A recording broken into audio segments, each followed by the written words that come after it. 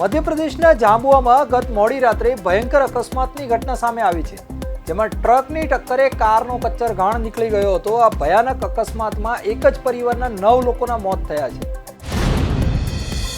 મધ્યપ્રદેશના જાંબુઆ જિલ્લાના થાંદલા મેઘનગર નજીક સંજેલી રેલવે ફાટક પાસે એક ગંભીર ભીષણ અકસ્માત સર્જાયો હતો।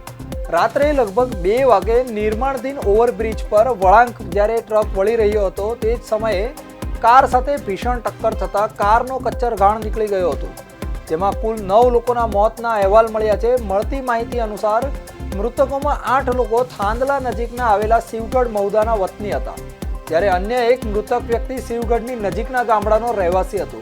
આ તમામ લોકો એક જ પરિવારના હોવાનો દાવો કરાયો છે। ઘટનાની જાણ થતાં જ પોલીસ ઘટના સ્થળે ધસી આવી હતી અને વધુ તપાસ હાથ ધરી હતી। મૃતકોમાં એક જ પરિવારના 9 લોકો સામેલ છે અને તેઓ લગ્ન સમારોહમાં હાજરી આપીને ઘરે પાછા જઈ રહ્યા હતા। આ દરમિયાન ભયંકર અકસ્માત સર્જાઈ ગયો હતો। ટક્કર એટલી ભયાનક હતી કે કારનો કચ્ચર ઘાણ નીકળી ગયો હતો। મૃતકોમાં 2 પુરુષ, 3 મહિલાઓ અને 4 બાળકોનો સમાવેશ થાય છે।